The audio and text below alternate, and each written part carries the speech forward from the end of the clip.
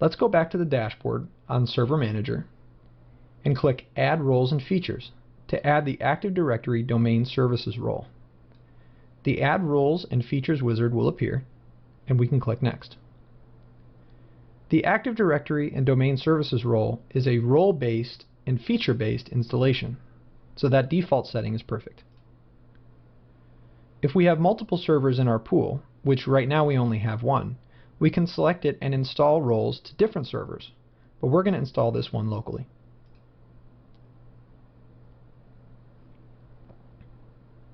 We'll select Active Directory Domain Services and then click Next. We should also install Group Policy Management, as that will help us in some of the later lectures in this course.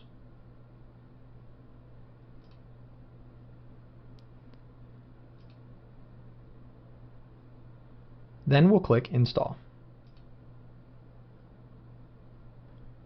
Once the roles have been installed, we'll be prompted to perform any additional steps that are necessary in activating that role's features. In this example, we're setting up a domain controller, and we need to take advantage of the Active Directory Domain Services, so this server needs to be promoted to a domain controller.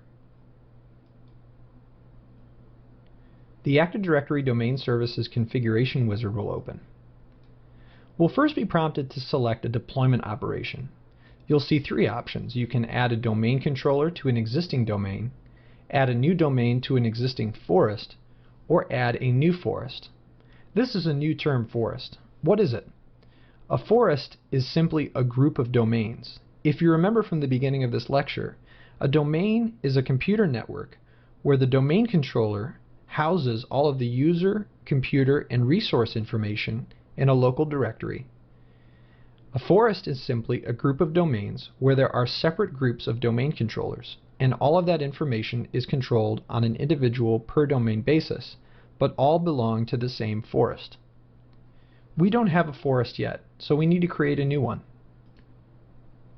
We'll be prompted to enter a root domain name. Now, when you hear the word domain name, you may be thinking of something like Google.com or Yahoo.com. In a Windows domain context, domain name doesn't refer to an internet domain name, but rather a record that all the computers and all of the user accounts use to look up resources within the domain.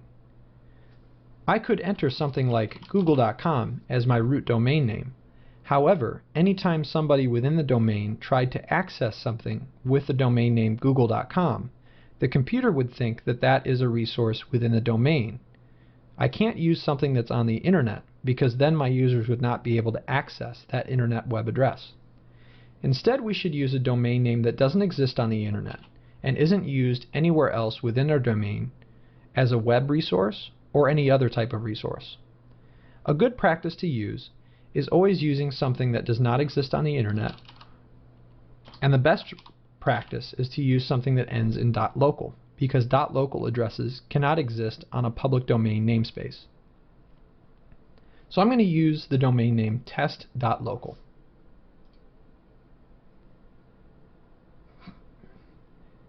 Next, we'll set our forest and domain functional levels. The functional level of a forest or a domain is simply a set of features that is allowed on that domain as a whole.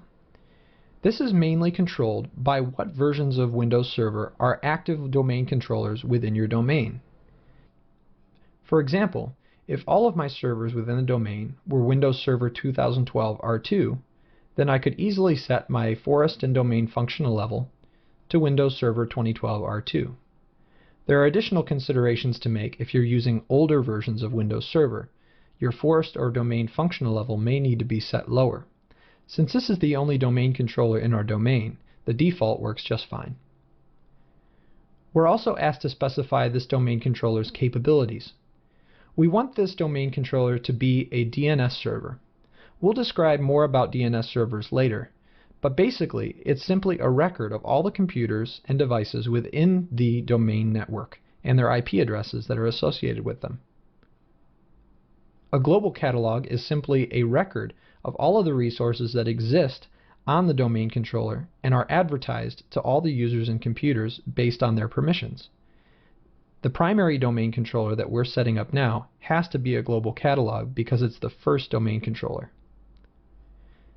You'll also see that the read-only domain controller is grayed out and you cannot enable it. This is because the first primary domain controller is being set up and needs to be writable. Later you could set up a domain controller that is read-only for special purposes. Lastly, we need to set up a Directory Services Restore Mode password. DSRM is a tool that's used to recover directory services directory information in case of a disaster. So we'll set up a password for that now.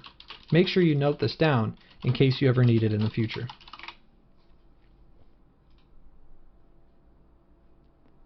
When you first set up a primary domain controller in a basic domain, you'll be warned that delegation for the DNS server cannot be created because of an authoritative parent zone not being able to be found. This is normal and it can be ignored. Next we'll be asked to set the NetBIOS domain name. NetBIOS is simply the first part of the root domain name that we set. We want this to be the same, so the default is perfect. Next we'll be asked to specify the location of the ADDS database, or the Active Directory Domain Services database, the log files, and the sysvol folder. The defaults for these folders are fine, but in more advanced lessons you can learn to modify the locations of these to suit your purposes. We'll leave them by default for now. We're then given an option to review all of our selections and to make sure that everything looks correct. When we click Next, Windows Server will begin checking to make sure that all of the prerequisites for becoming a domain controller are met. It will give you warnings in case anything needs to be brought attention. The first item is a warning about security. There is a setting in Windows 2012 domain controllers, by default, that is turned on, that allows compatibility in cryptography with older Windows Server systems. This is a potential security risk because older cryptography algorithms are sometimes weaker and subject to vulnerability.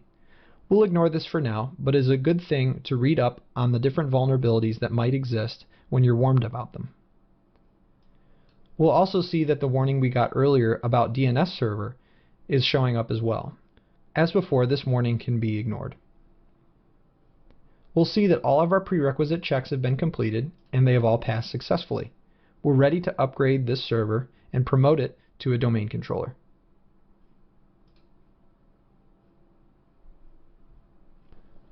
Once the server has successfully installed Active Directory Domain Services and upgraded to a domain controller, we'll be warned that we're about to be signed out and the computer will restart.